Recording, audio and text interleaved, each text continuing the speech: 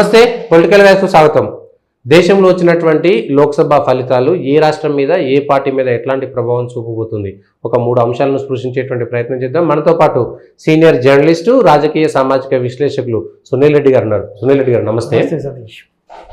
మొదట మోడీ పేరు మీద ఎన్నికలు జరిగినాయి. మోడీ కనీసం హీనపక్షం 272 స్థానాలు అయితే వస్తాయని బీజేపీ కానీ దేశంలో అత్యధిక సంఖ్యాకులు అది అనుకున్నారు. సరే, కొంతమంది ఎక్స్పెక్ట్ చేసేచ్చు, మీలాంటి వాళ్ళు బీజేపీకి తక్కువ వచ్చే అవకాశం ఉందని ముందుగా చెప్పారు.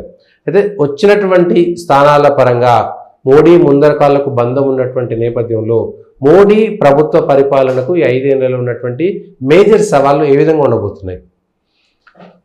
అంటే ప్రధాని మోడీజీ చాలా బలమైన నాయకుడు.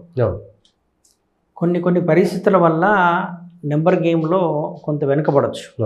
దానికి చాలా కారణాలు ఉన్నాయి, స్థానిక కారణాలు కూడా ఉంటాయి.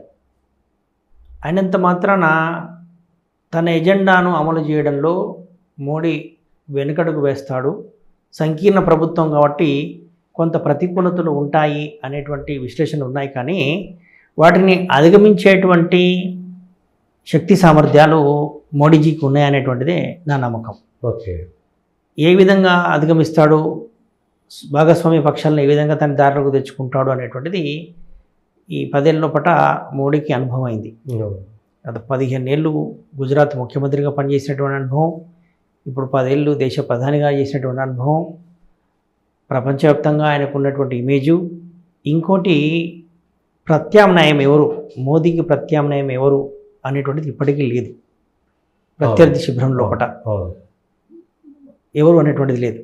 ఈ నేపథ్యం లోపల భాగస్వామ్య పక్షాలు కూడా అలవి కాని డిమాండ్లు పెట్టి ప్రభుత్వాన్ని ఇబ్బంది పెడతాయని నేనైతే అనుకోను. వాళ్ళు కూడా పరిస్థితులు తెలుసు కనుక రాజీ పడతారు, సర్దుకుపోతారు ఇప్పుడు ఉన్నటువంటి ప్రభుత్వంతో, మోదీ నాయకత్వంతో. ఇవాళ జరిగినటువంటి ఎన్డీఏ భాగస్వామ్య పక్షాల సమావేశంలో కూడా మనం చూసాం. నితీజీ ఏ విధంగా మోదీజీకి నమస్కారం చేయబోయారు, పాదాభివందనం చేయబోయారు, ఇవన్నీ కూడా చూసాం మనం. కొన్ని డిమాండ్లు ఏమైనా మా రాష్ట్రానికి కొంత ప్రయోజనాలు చేకూర్చండి అనేటువంటి డిమాండ్లు ఏమైనా పెడతారు, సహజమైనటువంటి. అటువంటివి అంతకు మించి ప్రభుత్వ ఎజెండాను శాసించేంతగా అటు టీడీపీ, ఇటు జేడీయూ, ఈ 2 పార్టీలు సాహసించకపోవచ్చు. ఓకే, అంత పెద్ద ప్రమాదం అయితే లేదు, సాహసించకపోవచ్చు వాళ్ళు. ఇప్పుడు మోడీజీ ముందున్నటువంటి ఎజెండా ఏంటి? కొన్ని హిందుత్వ ఎజెండాలు ఇంప్లిమెంట్ చేసుకుంటూ వచ్చారు. 2 దఫాలుగా 370 ఆర్టికల్ని రద్దు చేశారు. తర్వాత సిఏఏని ముందుకు తీసుకొచ్చారు. రామ జన్మభూమి, మహిళా బిల్లు తీసుకొచ్చారు. ట్రిపుల్ తలాక్ రద్దు చేశారు. ఇప్పుడు ఉన్నటువంటివి యూనిఫామ్ సివిల్ కోడ్ ఉంది. యూనిఫామ్ సివిల్ కోడ్ అది రాజ్యాంగంలో ఉన్నటువంటిది. తర్వాత ఎన్ఆర్సీని, సిఏఏ ఇవన్నీ అమలు చేయడం అనేటువంటిది, పాపులేషన్ కంట్రోల్ బిల్ కూడా కీలకమైనటువంటిది. సో ఇవన్నీ తీసుకొచ్చేటువంటి ప్రయత్నం అయితే చేస్తారు. ఈ విషయాల లోపల కూడా పెద్దగా ఎవరికి వ్యతిరేకత ఉండకపోవచ్చు. ఈవెన్ పాపులేషన్ కంట్రోల్ బిల్లో కూడా వ్యతిరేకత ఉండకపోవచ్చు. ఇప్పుడు సమాజంలో చాలా చర్చ జరుగుతుంది. కొన్ని వర్గాలు ఫ్యామిలీ కంట్రోల్ చేసుకుంటూ పోతున్నాయి. ప్రత్యేకించి హిందువులు అయితేనేమో కుటుంబ నియంత్రణ పాటిస్తున్నారు, ముస్లింలు కుటుంబ నియంత్రణ పాటించట్లేదు. దాంతో ఆ వర్గం జనాభా పెరుగుతూ పోతుంది. 10 ఏళ్ళ తర్వాత, 20 ఏళ్ళ తర్వాత ఇవన్నీ కూడా అటువంటిది ఉంది. కాబట్టి ఉండాల్సిందే, పాపులేషన్ కంట్రోల్ బిల్లు ఉండాల్సిందే అనేటువంటి చర్చ ఎప్పటి నుంచో జరుగుతుంది. ఇప్పటికీ కూడా మనకు స్థానిక సంస్థల ఎన్నికల్లో 3 సంతానం ఉంటే పోటీ చేయడానికి అర్హత లేనటువంటి నిబంధనలు ఉన్నాయి. సో ఈ జనాభా నియంత్రణ అనేటువంటి అంశం మీద సమాజంలో అవగాహన ఉంది. ఇది పెద్ద ఉద్రిక్తతలకు, ఇది పెద్ద విభేదాలకు దారితీసేటువంటి అవకాశం ఏమీ లేదు. స్థానిక సంస్థల్లో 3 సంతానం ఉంటే పోటీ చేయడానికి వీలు లేదనేటువంటిది, అట్లా చాలామంది కూడా పోటీకి దూరమైనటువంటిది.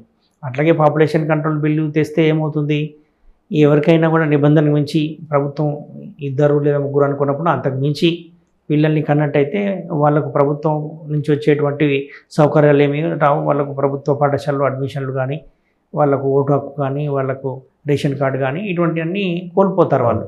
చైనాలో ఈ సిస్టమ్ 70s 80s నుంచే ఇంప్లిమెంట్ అవుతూ వస్తుంది. ఆ తర్వాత వాళ్ళు క్రమేణా దాన్ని సడలించుకుంటూ వచ్చారు. ఇప్పుడు ఒక 1 చైల్డ్ నుంచి 2 చైల్డ్ 3 చైల్డ్ వరకు సడలించుకుంటూ వచ్చారు.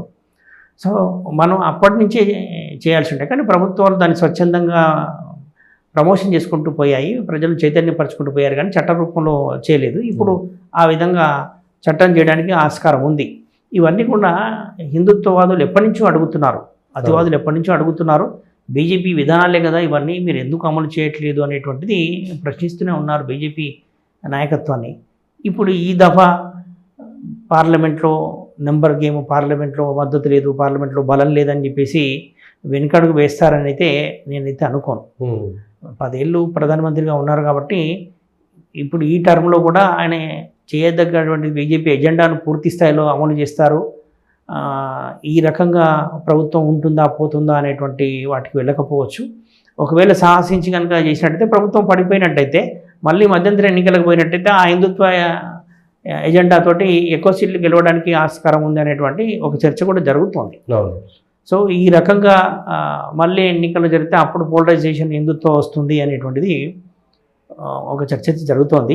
సో ఇది హిందుత్వకు సంబంధించినటువంటి ఎజెండా. ఇవి కాకుండా ఇంకా పబ్లిక్ ఇష్యూస్, రైతుల సమస్యలు ప్రధానంగా ఈ ప్రభుత్వం ఎక్కడ వ్యతిరేకతను ఎదుర్కొంది అంటే నిరుద్యోగ సమస్య, రైతుల సమస్య, ఇలాంటి అంశాలను మాత్రం అడ్రస్ చేయాల్సి ఉంటుంది.